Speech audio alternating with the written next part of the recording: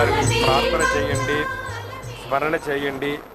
మీ యొక్క ఆచార్యులను, குருவுலனோ குலதெய்வத்தனோ பிரார்த்தனை செய்யண்டி. பக்தர்கள் எல்லாருமே தாயாரையும் பெருமாளையும் பிரார்த்தனை பண்ணுங்கோ, ஸ்மரணை பண்ணுங்கோ. உங்களுடைய ஆச்சாரியனை, குலதெய்வத்தையே பிரார்த்தனை பண்ணுங்கோ. ஓம் அஸ்மத் குருப்யோ நமஹ, ஓம் அஸ்மத் பரமகுருப்யோ நமஹ, ஓம் அஸ்மத் பரமேஷ்டி குருப்யோ நமஹ, ஓம் அஸ்மத் சர்வகுருப்யோ நமஹ, ஸ்ரீ வாசுதேவாதி குருப்யோ நமஹ. பிரணம்ய சிரசா தேவம் நாராயணமசேஷகம்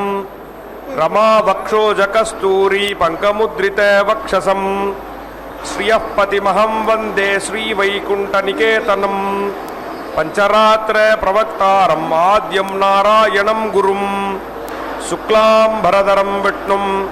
சசிவர்ணம் சதுர்புஜம் பிரசன்னவதனம் த்யாயேத் சர்வவிக்னோபசாந்தயே. யஸ்யத்விரதவக்த்ராத்யாः பாரிஷத்யாः பரஸ்ஸதம் விக்னம் நிக்னம் தி சததம் విశ్వక్సేనం తమాశ్రయే. భక్తులందరూ ప్రాణాయామాన్ని చేయండి. ప్రాణాయామ విధానం తెలిసిన వారు ప్రాణాయామాన్ని చేయండి. భక్తர்கள் எல்லாருமே ప్రాణాయామத்தை பண்ணுங்கோ. సంకల్ప ముద్రలో కూర్చోండి. భక్తులందరూ సంకల్ప ముద్రలో కూర్చోండి. భక్తர்கள் எல்லாருமே సంకల్ప ముద్రలో వకాందుకోంగో. సంకల్ప విధానం తెలిసిన వారు సంకల్పాన్ని చేయండి. మీ యొక్క గోత్రములు, నామధేయ నక్షత్రము, మీ కుటుంబంలోని సభ్యుల యొక్క నామధేయ నక్షత్రము మనసులో ఒకసారి సంకల్పాన్ని చేయండి. సంకల్ప విధానం తెలిసిన వారు సంకల్పాన్ని చేయండి. సంకల్ప విధానం తెలియని వారు అమ్మవారిని, స్వామివారిని ప్రార్థన చేయండి. భక్తர்கள் எல்லாருமே సంకల్ప ముద్రல வகாந்துக்கோங்கோ. సంకల్ప விதானம் தெரிஞ்சவா సంకల్పத்தை பண்ணுங்கோ. சங்கல்ப விதானம் தெரியாதவா தாயாரையும் பெருமாளையும் பிரார்த்தனை பண்ணுங்கோ. உங்களுடைய கோத்திரம், நாமதேய நட்சத்திரம், குடும்பத்தில் எல்லாருடைய நாமதேய நட்சத்திரம் மனசில் ஒரு வாட்டி ஸ்மரணை பண்ணுங்கோ. சர்வேஷாம் பக்தஜனானாம் க்ஷேமஸ்தைரிய விஜய வீரிய அபய ஆயுராரோக்கிய ஐஸ்வர்ய அபிவிருத்தியர்த்தம் தர்மார்த்த காமியமோக்ஷ சதுர்வித பலபுருஷார்த்த சித்தியர்த்தம் மனோவாஞ்சதா பலசித்தியர்த்தம் ராஜத்வாரே சர்வகாரிய அனுகூலதா சித்தியர்த்தம் ஆரோக்கிய திருடகாத்திர வஜ்ரசரீராபிவிருத்தியர்த்தம் லோகக்ஷேமார்த்தம் ஸ்ரீ பத்மாவதி ஸ்ரீனிவாச கிருபாகடாட்ச சித்தியர்த்தம் கல்யாண மகோத்சவம் ஆச்சாரிய முகேன அத்ய கரிஷ்யே. சர்வம் ஸ்ரீ வெங்கடேஷார்ப்பணமஸ்து. கோவிந்தா.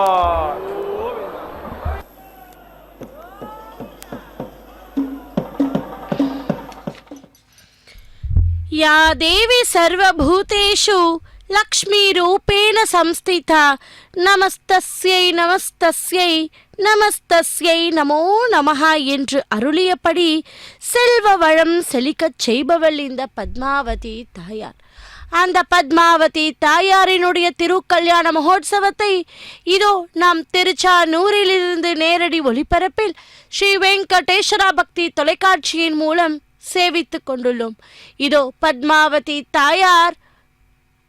தங்க ஆபரணங்களால் அலங்கரித்து கொண்டு இதோ புஷ்பத்தாலும்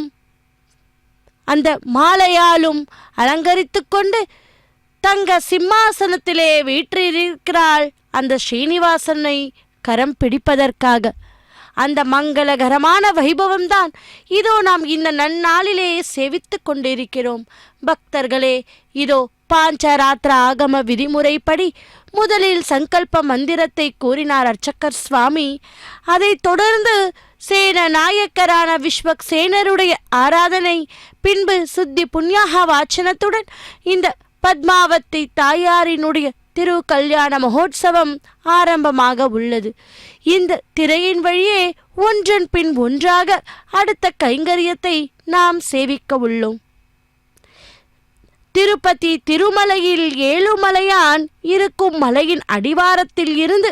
5 கிலோமீட்டர் தூரத்தில் உள்ள அலமேலு மங்காபுரத்தில் பத்மாவதி தாயார் வீற்றிருக்கிறாள். அலர்மேலு என்பதே சரியான வார்த்தை. ஏன் தெரியுமா? அலர் என்றால் தாமரை, மேலு என்றால் வீற்றிருப்பவள். இதையே தான் பத்மாவதி என்கின்றனர். பத்மம் என்றாலும் தாமரை, வதி என்றாலும் வசிப்பவள். ஆக தாமரையில் வீற்றிருப்பவள் என்பது இந்த சொல்லினுடைய பொருள். செந்தாமரை மலையில் வீற்றிருக்கும் லக்ஷ்மியே பத்மாவதியாக பூலோகத்தில் அவதாரம் செய்தாள். பூலோகத்தில் கலியுகம் தொடங்கி அநியாயங்கள் பெருக குறைக்க இறைவன் பூமியில் அவதாரம் எடுக்க வேண்டி கஷ்யப்ப முனிவர் தலைமையில் முனிவர்கள் யாகம் தொடங்கினார்களாம். யாகத்தை காண வந்த நாரதர், யாகத்தின் பலனை யாருக்குத்தான் தரப்போகிறீர்கள் என்று முனிவர்களை கேட்டாராம். இந்த உலகிலேயே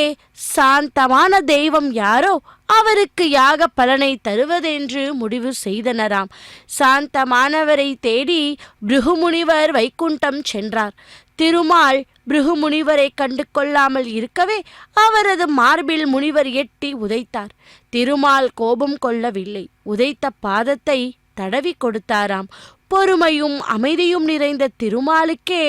யாக பலனை தருவதென முனிவர்கள் முடிவெடுத்தனர். பெருமாளின் மார்பிலேயே லக்ஷ்மி வாசம் செய்கிறாள் அல்லவா?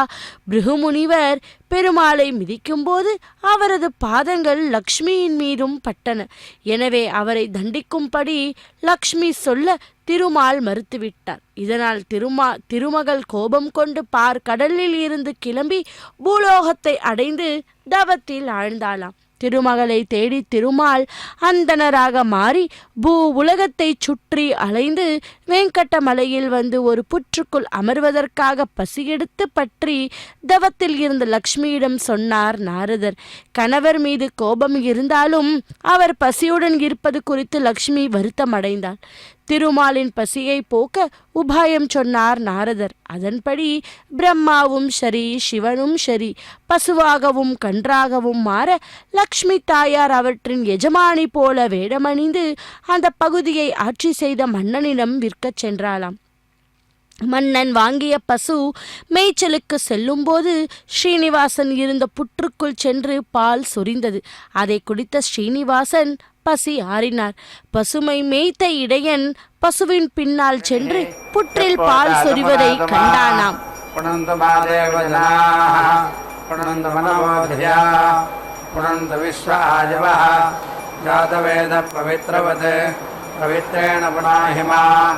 சுப்ரேண தேவதீர்யதே அக்னே கிருத்வா கிருதோம் ரணோ யத்தே பவித்ரமஸ்திஹி அக்னே விததமந்தரா ब्रह्मदेन पुनीमहे उभाभ्याम् देवसवितः पवित्रेण सवेन च इदं ब्रह्म पुनीमहे वैश्वदेवी पुनति देव्यागात् यस्यैव क्वेस्तनुवो वेदवृक्षाः तया मदन्तस्य समाज्येषु मयक्रस्यामपदयोरयीणां वैश्वानरो रश्मिभिर्मा पुनातु वातप्राणेन शिरोमयो भोः या वा पृथिवी वयसावयोभिः यज्ञे मा पुनीतां बृहद्भिः सवितस्रुभिः परिषिष्ठैर्देवमन्विभिः अग्ने दक्षैः पुनाहि मा येन देवा अपुनता येनापो दिव्यङ्कषः तेन दिव्येन ब्रह्मणा इदं ब्रह्म पुनीमहे यः पावमानेरध्येते ऋषिभिः सम्भृतकमरसं सर्वकोशभूतमस्नाति स्वरितं मातरिश्वना पावमानेर्यो अध्येति ऋषिभिः सम्भृतकमरसं तस्मै सरस्वती गृहे क्षीरकोशर्पिर्मधोदकं पावमाने स्वस्य यनेः सुदधाहि मयस्वतीः ऋषिभिः सम्भृतो रसः ब्राह्मणेष्वमृतकमहितं पावमानेऽर्ति नः यमल्लकमथो अमं कामान् समर्थयन्तु नः देवैः समाभृताः पावमाने स्वस्त्ययनेः सुदुःखाधिघृतश्च्युतः त्रिभिः सम्भृतो रसः ब्राह्मणे श्रमतगोहितम् येन देवा पवित्रेण आत्मानं पुनते सदा तेन सहस्रधारेण पावमान्यः प्रणन्तु मां प्राजापत्यं पवित्रम् सतोद्यामकं हिरण्मयम् तेन ब्रह्मविदो वयं भूतं ब्रह्म पुनीमहे इन्द्रस्वमीति सह मा पुनातु सोमस्य वरुणः समीच्या यमो राजा प्रमृणाभिपुनातु मा जातवेदामोर्जयन्त्या पुनातु भूद्भुवः सुवः तत्संयोरावृणीमहे गातुं यज्ञाय गातुं यज्ञपदये देवी स्वस्तिरस्तु नः स्वस्तिर्मानुषेभ्यः ऊर्ध्वञ्जिगातु भेषजम् सन्नास्तद्विपदे सञ्चतुष्पदे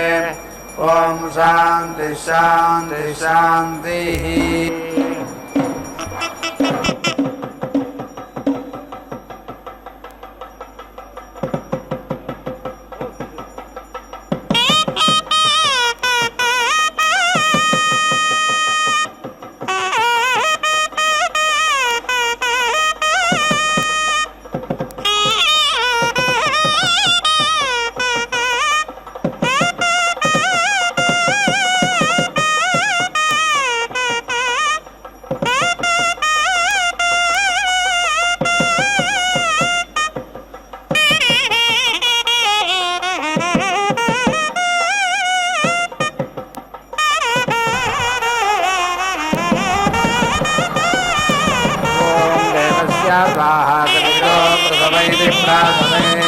घनति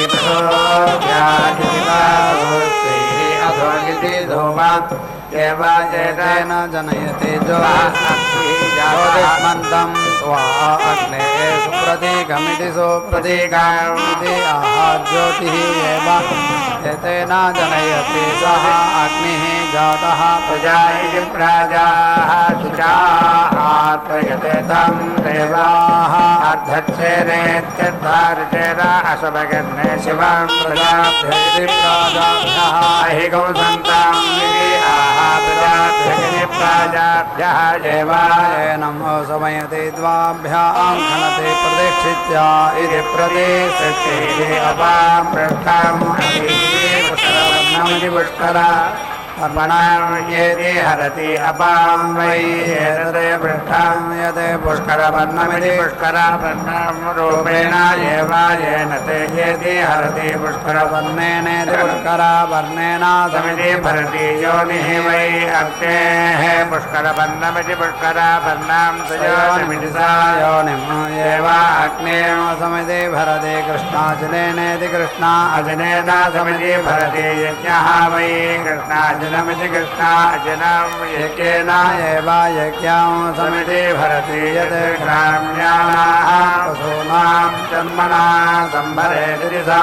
हरेते ग्राम्यान् पशून् सुता अर्थयते अर्णाजनेनेति कृष्णा अजनेन समिति भरति अरण्यान् एव पशून् सुजा अर्पयति तस्मात् समावते पशूनां प्रजायमानानामिति प्राजायमानानाम् अरण्याः पशवः गणीयापुंसः सुजा हि ऋताः मतः समिति भरति अतः हि अस्यामे कृष्णाजनमिति कृष्णाजनं च पुष्करवर्णमिति पुष्करवर्णं च समिति स्मृणाति यं वै कृष्णाजनमिति कृष्णाजनम् असौ पुष्करवर्णमिति पुष्करवर्णम् आभ्याम् एव येनम् भगदः परीति गृह्णाति अग्निः देवेभ्यः निलागताम् अथर्वा अन्विति अवस्थते अथर्वा प्रार्थमः निरिति अमन्यते अग्नेः इति आहायाः एव येनम् अन्वपश्यति च नो अपश्यते तेन एव येनम् समिति भरति त्वाम् अग्नेः पुष्करात् अधीति इति आह पुष्करवर्ण इति पुष्करवर्णे हि येनम् अपसृतमित्युपसृतम् अविन्दते तम् ऊत्वा दध्यङ् ऋषिः इति आह दध्यङ् वै आदर्वणः तेजस्वी आसीत् तेजः एव अस्मिन् दधाति तम् ऊत्वा पाच्छा वृषाः इति आह पूर्वम् एव उदितम् उत्तरेणेत्युत्तरेण अभिधिगृह्णाति चतस्रभिरिति चतस्रभिः समिति भरति चत्वारि छन्दागंसि छन्दोभिरिति छन्दः एव गायत्रीभिः ब्राह्मणस्य गायत्रः हि ब्राह्मणः दृष्टभिरिति दृष्टभिः राजन्यस्य दृष्ट्वः हि राजन्यः यम् कामयेतावसीयान् स्यात् इति उभयिभिः तस्य समिति भरेत् तेजः चायेव अस्मै इन्द्रिया समिति इति दधाति अष्टाभिः समिति भरति अष्टाक्षरे अक्षराः गायत्री गायत्राग्नियावान् एव अग्निः समिति भरति सीराहोतः इति आह देवताः एव अग्निः समिति साधयति नीति होता इति मनुष्यान् समिति सीदस्व इति वयागंसि जनिष्वा हि दैन्यः अह्नाहम् इति आहादेव मनुष्यानिति देवा मनुष्यान् एव अस्मै सकं सन्धानति सन्धाने प्रेति जनयति दूराम् इव वै अस्याः एतत् करोति यत् घनति उपेति आपः वै शान्ताः शान्ताभिः एव अस्ति समयति समिति तेः वायोः मातरिष्वा दधातु इति आह प्राण इति प्राणः वै वायोः प्राणेनेति प्राणेन एव अस्ति प्राणमिति प्राणं समिति दधाति समिति तेः वायोः इति आह तस्मात् वायुः प्रच्युतेति वायो प्रच्युताः दिवः वृष्टिः तस्मै चाते अस्तु इति आह घटे वै ऋतवः ऋतुषु एव वृष्टिम् दधाति तस्मादे सर्वान् ऋतो न वर्षति यदेव षट्कुर्यादिति वर्षे कुर्याद् यातयामेति यातायापाः अस्यावषट्कार इति वषटे कालः स्यात् यदेन षट्कुर्यादिति वषटे कुर्याते रक्षागंसि यज्ञान्यो वटे इति आह परोक्षमिति परः अक्षम् एव वषटे करोति न अस्य यातयामेति यातायामाहाकादकिति वषटे कालाभवति न यज्ञं रक्षागंसि घ्नन्ति सुजातकिति सुजातः ज्योतिषा सा इति अनुष्ठुभेत्यनो शुभा उपेति नक्यति अनुष्ठुभेत्यनो सर्वे सर्वाणि छन्दागंसि खलु वै अग्नेः प्रिया तनोः प्रियया एव येनं तनुवा परीति ददाति वेदुकः वासः भवति यः एवं वेद वारुणः वै अग्निः उपनद्धयित्युपनद्धः उदिति ओदिषा सुधरेति सो अध्वरा ऊर्ध्वः ओस्विति नः ऊतये इति सावित्रीभ्याम् उदिति तिष्ठति सवितृप्रसूत इति सवित्रे प्रसूतः एव अस्य ऊर्ध्वां वरुणमेनिमिति वरुणमेनिम् उदिति सृजति द्वाभ्याः प्रतिष्ठित्या इति प्रतिसिद्धिः सः जातः गर्भः असीरोदस्योः इति आह इमे वै रोदसी इति तयोः एषः गर्भः यत् अग्निः तस्मात् एवम् आह अग्नेः चारुः विभृत इति विभृतः ओषधीषु इति आह यदा हि एतां विभरन्ति इति विभरन्ति अथ चारुतरगिति चारुतरः भवति प्रेति मातृभ्यः अदिति कलिङ्कदरेगाः इति आह ओषधयः वै अस्याः मातरः ताभ्यः एवायेनं प्रेति ध्यावयति स्थिरावामीत्वं इति वीडो इति गर्दभे एति साधयति समिति नक्यति एवायेनं एतया सेम्ने गर्दभेन समिति भरते तस्मादे गर्दभः वसूनां भारभारितम इति भारभारितमः गर्दभेन समिति भरते तस्मादे गर्दभः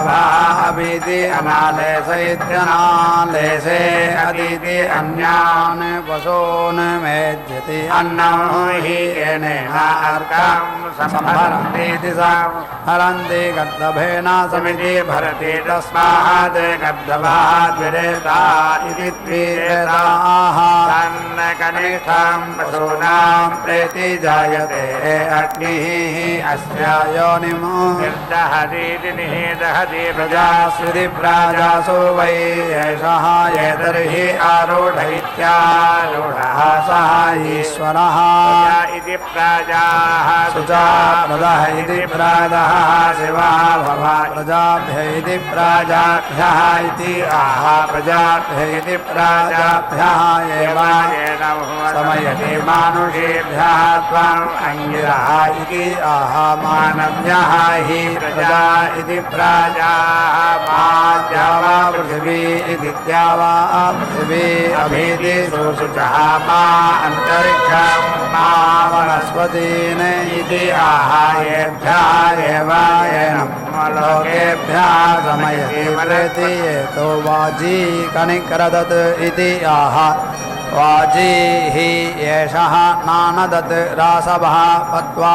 इति आह रासवः इति हि एतं ऋषयः अवदन् भरन् अग्निं पुरेष्यम् इति आह अग्निं हि एषः भरति मापदि आयुषः पुरा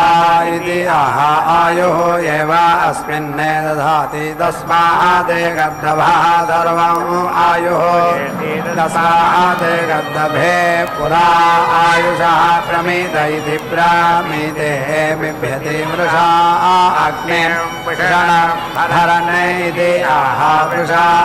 हि एषः वृषा अग्निः अपां गर्भं समुद्रयम् इति आह अपां हि एषः गर्भः यत् अग्निः अग्रे यदि याहि वीतये इति वै इमौ लोकौ वीति ऐतान्देः एति याहि वीतये इति यत् आहानयोः लोकयोः वीत्या इति वीति प्रच्यत इति प्राच्युतः वै एषः आयतनादित्या आयतनात् अगतः प्रतिष्ठामिति प्रतिष्ठां सा एतर्हि अध्वर्यं च यजमानं च ध्यायति ऋतं सत्यम् इति आह इयं वै ऋतम् असौ सत्यम् अनयोः एव येनं प्रतीति स्थापयति न आर्तिं येति ऋच्छति अध्वर्यो न यजमानः वरुणः वै एषः यजमानम् अभियेति येति यत् अग्निः उपनद्धयित्युपनद्धः ओषधयः प्रतीति गृह्णीता अग्निम् एतम् इति आह साङ्ख्यैव्यस्यन्निति अस्यन् विश्वाः अमतीः हरातीः इति आह रक्षसाम् अपहत्य इत्यपहतीः सीदन्निति निसीदन् नः अवेति दुर्मतिमिति दुःमतिं हनते इति आह प्रतिष्ठित्या इति प्रतिष्ठिते ओषधयः प्रतीति ओषध्वम् इति आह ओषधयः वै अग्नेः भागधेयमिति भागा धेयम् ताभिः एव येनं समिति अर्थयति पुष्पावतीरिति पुष्पावतीः सुविप्पला इति सुविप्पलाः इति आह तस्मादेवोषधयः फलं गृह्णन्ति अयम् आहारथा ऋत्वियः व्रतम् सधास्थमिति सधास्थम् येति असदत् इति आह याभ्यः एव येनं प्रच्छावयतीति प्रच्छावयति तासु एव येनं प्रति स्थापयतीति स्थापयति द्वाभ्याम् उपावहरतीत्युपावहरति प्रतिष्ठित्या इति प्रतिष्ठित्यै वारुणः वै अग्निः उपनद्ध इत्युपनद्धः वीति वाजसा इति वीति सगंसयति सवितृप्रचोदयति सवित्रे प्रचोदः एव अस्या विशोचे वरुणमेनिमिति वरुणमेनि वेदे सजते अपः वेदे सजते आपः वै शान्ताः शान्ताभिः एव अस्या शुचं समयति तिस्रभिरिति तिस्रभिः उभेति सजते वै अग्निः यावान् एव अग्निः तस्या शुचं समयति मित्राः संसृज्येति संसृज्य पृथिवीमिति आह मित्रः वै शिवः देवानां तेन एव येन समिति सृजति सा चैयत् ग्राम्याणां पात्राणां कपालैः सकं सृजेदिति सा सृजेत् ग्राम्यानि पात्राणि सुजा अद्वयते स्मृति सृजति एतानि वै अनुपजीवनीजानीत्यनुपजीवनीजानि तानि एव सुजा अर्पयति सर्कराभिः समिति सृजति धृत्यै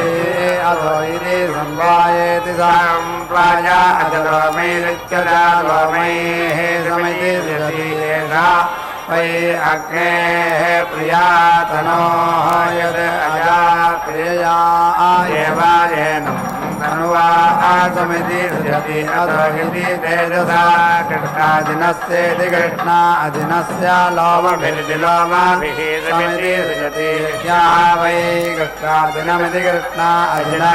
यज्ञेन एव यज्ञं समिति सृजति रुद्राः संवृत्येति संवृत्या पृथिवीमिति आहायताः वै एतत् देवताः अग्रेः समिति अभरन्नेताभिः एव येन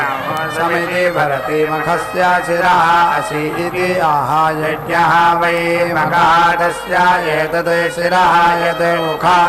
तस्मात् एव आहायज्ञस्य पदे इति सः इति आहायज्ञस्य हि एते इति पदे इति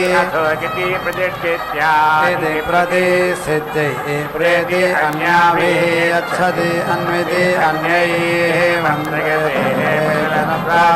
मिथुनात्वायकृद्धिमिति त्रयः इमे लोकाः येषाम् लोकानाम् आप्ति छन्दोभिरिति छन्दाभिः करोति वीर्यं वै छन्दाकंसि वीर्येण एव येनाहं करोति यजुषा किलं करोति व्यावृत्या इति आवृत्यै यदि करोति प्रजापतिनेति प्रजापतिराः यज्ञमुखेनेति यज्ञमुखेन संहितामिति संहिताहं द्विस्तनामिति द्विस्तनां करोति वा पृथिव्या पृथिव्योः दोहाय चतुस्तनामिति चतुस्तनाहं करोति पशूनां दोहाय अष्टास्तनामित्यष्टास्तनाः करोति छन्दसां दोहाय नवास्त्रिमिति नवास्त्रिभीचरतः कुर्यात् त्रिवृतमिति त्रिवृतम् एव वज्रं संभृत्येति संभृत्या धातुव्याय प्रेति हरति श्रुत्यैः कृत्वाय सा महीं मुखाम् इति नीति ददाति देवतासु एव येनां प्रतीति स्थापयति।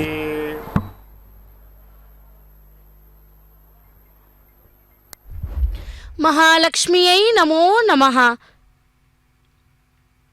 பக்தர்களே, இதோ பத்மாவதி தாயாரினுடைய திருக்கல்யாண மகோத்சவத்திலே இப்போது நாம் சேவித்துக் கொண்டிருப்பது மகா சங்கல்பம் கன்னிகாதானம். இதோ அந்த பத்மாவதி தாயார் வீற்றிருக்கிறாள் தங்க சிம்மாசனத்திலே ஸ்ரீனிவாச பெருமாளை கரம் பிடிப்பதற்காக. அப்படி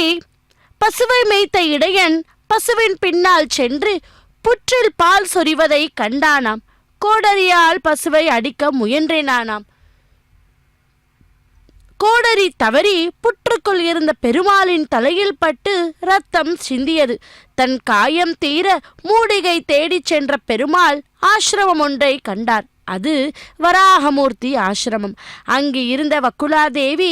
முன்பிறவியில் கண்ணனின் அன்னை யசோதையாக பிறந்தவள். தன் பிள்ளையான திருமாலின் முகத்தை கண்டவுடன் பாசத்தில் மூழ்கினாளாம். திருமாலும் அன்புடன் வக்குலாதேவியை அம்மா என்று அழைத்தார். வக்குலாதேவி தன் பிள்ளைக்கு ஸ்ரீனிவாசன் என்று பெயரிட்டான். சந்திரகிரி என்ற பகுதியை ஆண்ட ஆகாஷராஜன் பிள்ளை வரம் வேண்டி தன் குலகுரு சுகம் முனிவரின் ஆலோசனைப்படி புத்திர காமேஷ்டி யாகம் செய்ய நாள் குறித்தாராம். யாகம் செய்யும் இடத்தை செம்மைப்படுத்தும் போது பூமியில் புதைந்திருந்த பெட்டிக்குள் இருந்த தாமரையில் படுத்த நிலையில் இருந்த பெண் குழந்தைக்கு பத்மாவதி என்று பெயரிட்டாளாம்.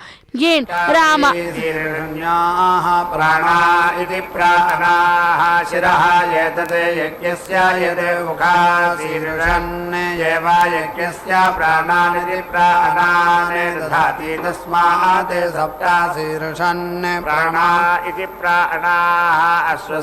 अश्वसखेनेत्यश्वासखेन धूपयति प्राजापत्यैति प्राजा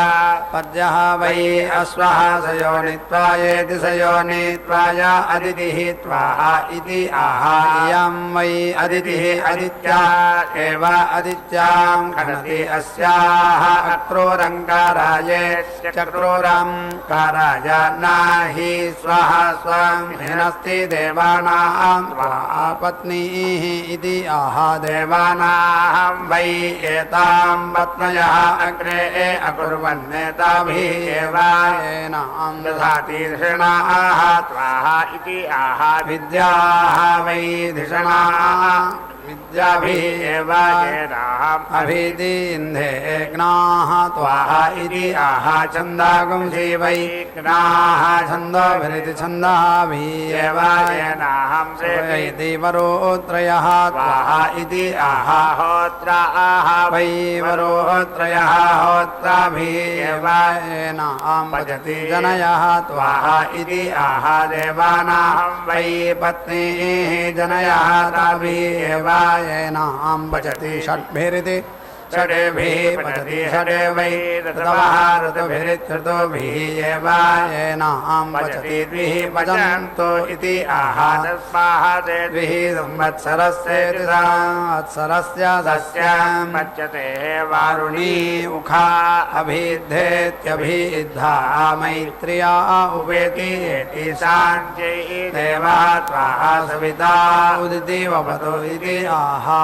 प्रसूतकिति सवित्रे प्रसूतः एवायेनां ब्रह्मणा देवताभिः उदिति वपति अवद्यमाना पृथिवी आसाः दिशः येति प्रणा इति आहा तस्मात् सर्वाः दिशः अनोमीति भाति उदिति तिष्ठा बृहती भवा ऊर्ध्वा तिष्ठा ध्रुवा त्वम् इति आहा प्रतिष्ठित्यैः असुर्यं पात्रम् अनाच्छृण्णमित्यना आच्छृण्णं येति छृणत्ति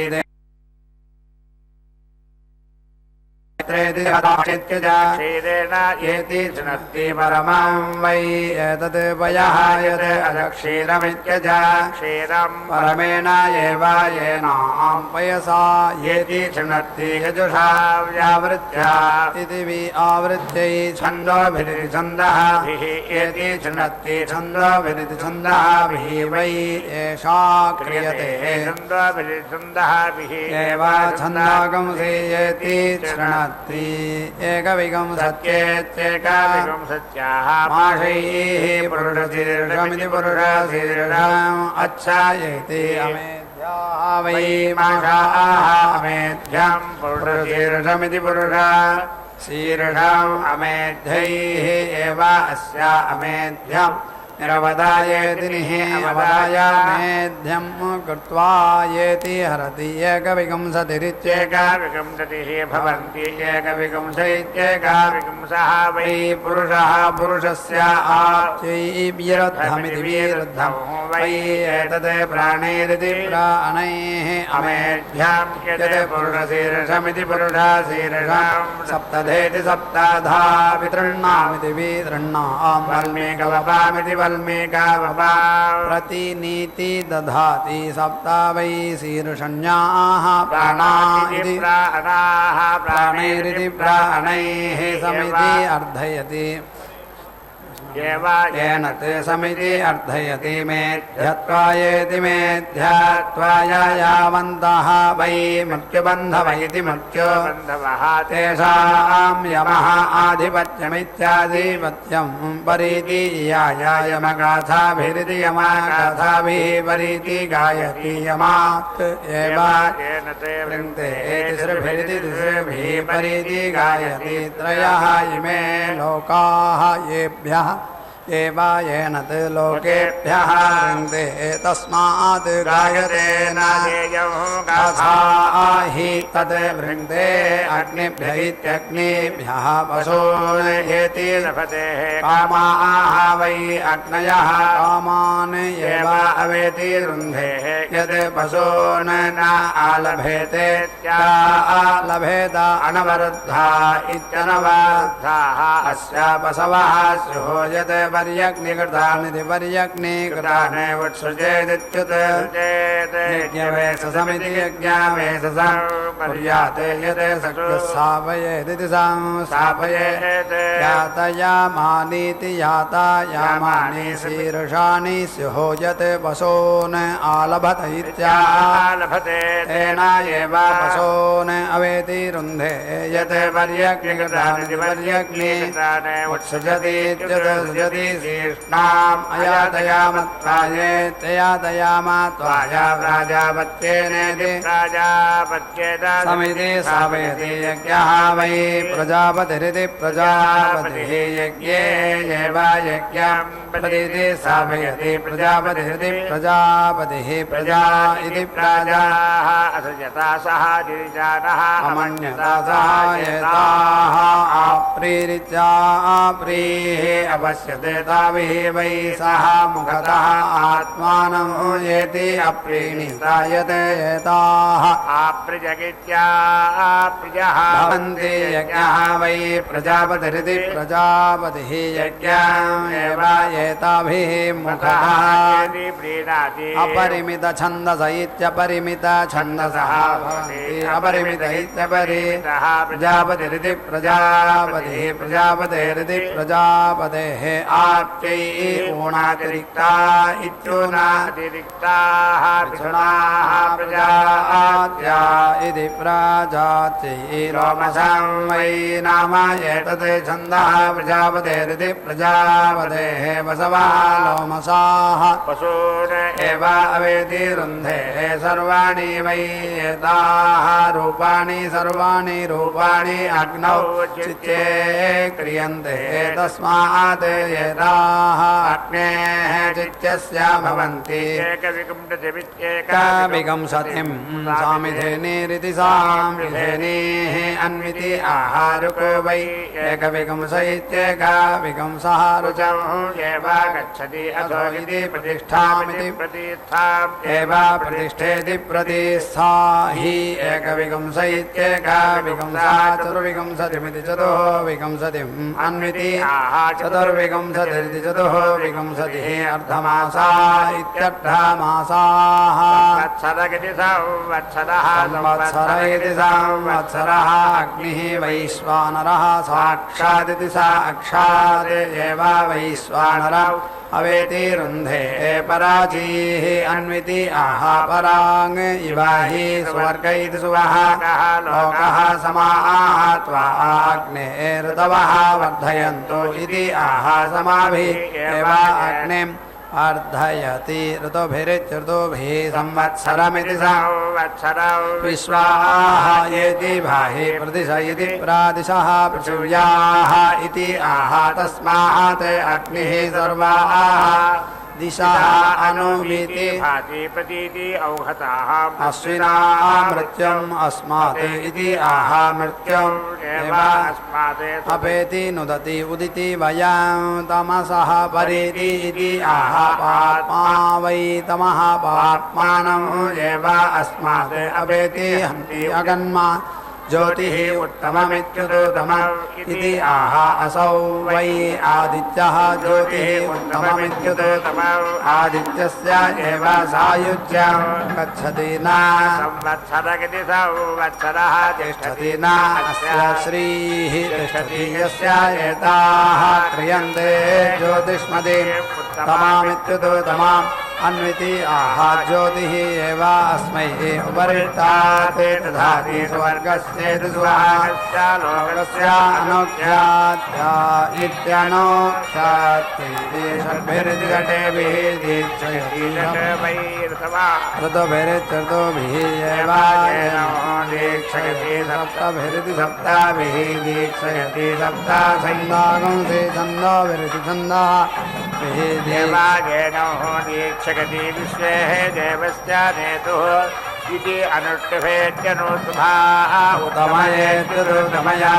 ज्योति वाग् वै अनुष्टभित्यनुष्टभेदस्मात् प्राणानामिति प्राणानां वाग् उत्तमेत्युतमात् अक्षरात् अनाहर्तम् प्रथमं पदं तस्मात् यद् वाचः अनाहर्तं तद् मनुष्याः उपेति जीवन्ति पूर्णया ज्योति पूर्णः इव हि प्रजापतिरिति प्रजापतिः प्रजापतिरिति प्रजापतेः आप्ते न्यूनयेति न्यूनयः ज्योति न्यूनादिति न्यूनादेः प्रजापतिरिति प्रजापतिः प्रजा इति प्रजाः असृजत प्रजानामिति प्रजानाहं सृष्टे अर्चिषे प्रवृञ्जादिति प्रवृञ्जात् भूताम् अवेति रुन्धेता यद् अङ्गारेषु भविष्यद् अङ्गारेषु प्रेति भविष्यद् एवावेति रुन्धे भविष्यद् हि भूयः भूतात् द्वाभ्याः प्रेति विनक्तिपादिपादेकजमानः प्रतिष्ठित्या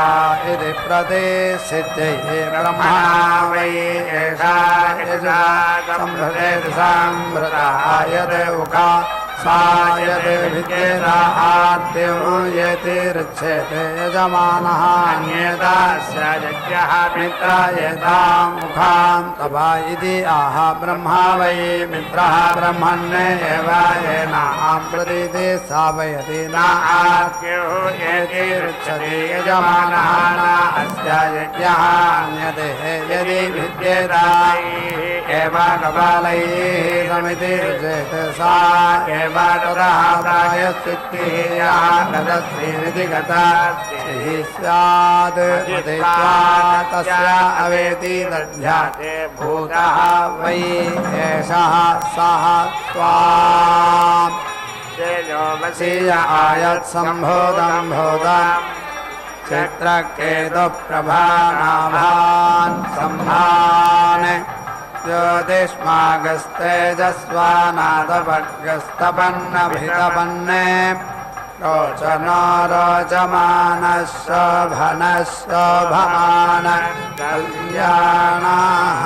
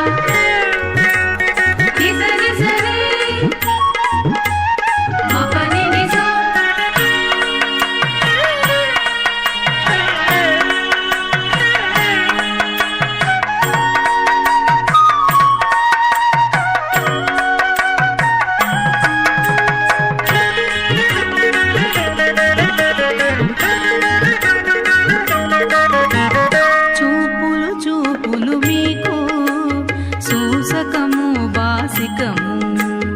ఊపచన్ను గొప్పలివి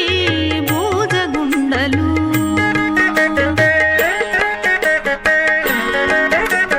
చూపులు చూపులు మీకు సూసకము బాసికము ఊపచన్ను గొప్పలివి భోజగుండలు తీపుల మోవితేనెలు తీరని మధుపర్కములు తీపుల మోవితేనెలు తీరని మధుపర్కములు దాపుగా పెండ్లి ఆడరయ్యా తగుదగు మీకును లక్ష్మీ కళ్యాణము లీలతో పాడెదమిదెనేము లక్ష్మీనారాయణులే లలనయు నీవును లక్ష్మీ కళ్యాణము లీలతో పాడెదమిదెనేము పాడెదమిదెనేము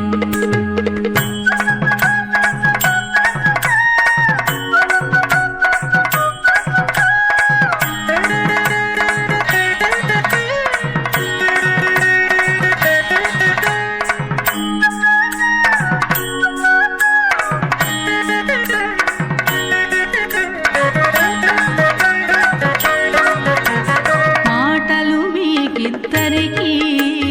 మదన మంత్రములు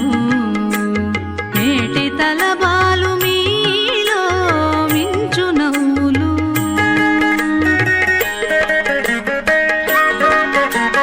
మాటలు మీకిద్దరికి మదన మంత్రములు మేటి తలబాలు మీలో మించు నవ్వులు కాటమైన పులకలు కప్పుర వసంతాలు ఘాటమైన పులకలు కప్పుర వసంతాలు నీటున పెండి ఆడరయ్యా నెరవేరే మీకును లక్ష్మి కళ్యాణము లీలతో పాడెదమిదెనేము లక్ష్మీనారాయణులే లలనయు నీవును లక్ష్మీ కళ్యాణము లీలతో పాడెదమిదెనేము పాడెదమిదెనేము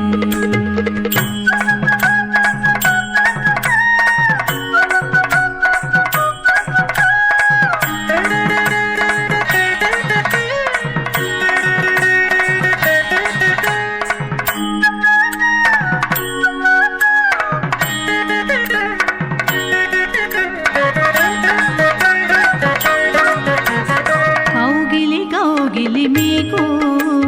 కందువ పెండ్లి చవికే పాగిన కోరికలే పావకోళ్ళు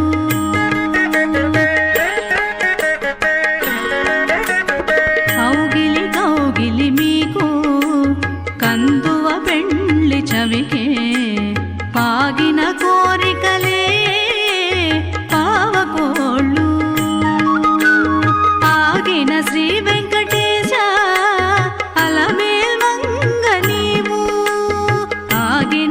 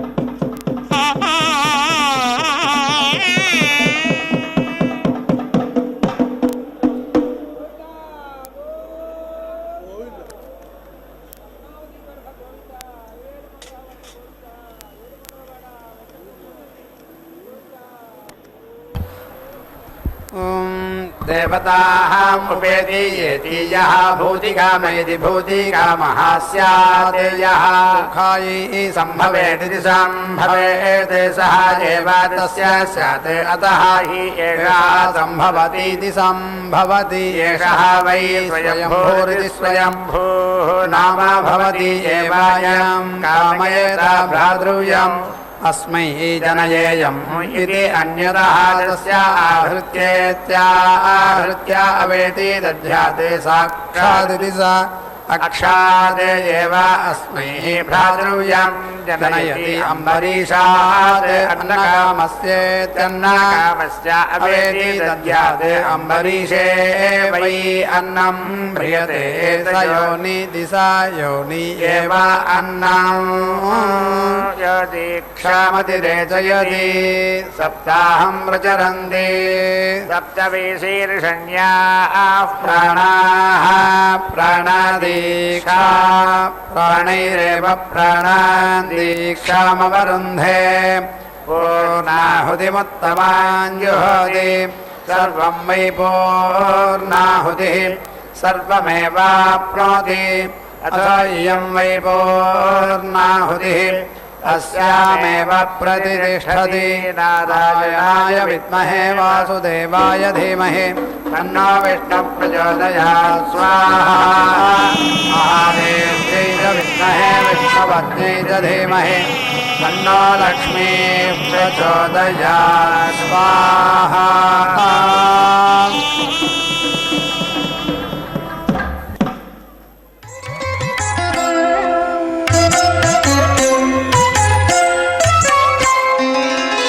जयलक्ष्मी वरलक्ष्मी जयलक्ष्मी वरलक्ष्मी संग्राम वीरलक्ष्मी जयलक्ष्मी वरलक्ष्मी संग्राम वीरलक्ष्मी जयलक्ष्मी वरलक्ष्मी संग्राम वीरलक्ष्मी प्रियुरालवै हरिकी बेरसितिवम्मा अम्मा जयलक्ष्मी वरलक्ष्मी संग्राम वीरलक्ष्मी प्रियुरालवै हरिकी बेरसितिवम्मा अम्मा जयलक्ष्मी वरलक्ष्मी संग्राम वीरलक्ष्मी प्रियुरालवै हरिकी बेरसितिवम्मा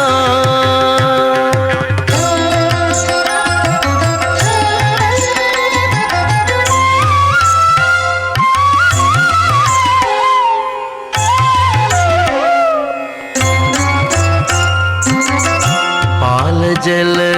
నిధిలోని పసనైన మీగడ పాల జల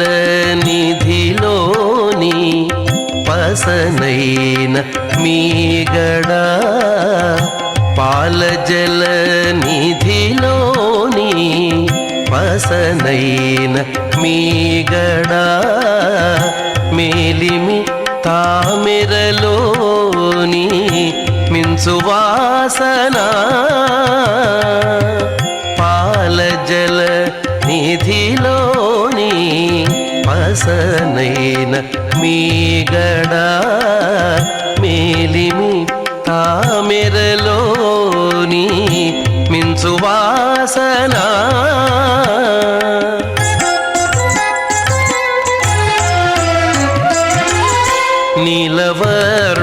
నీలవర్ణునురముపై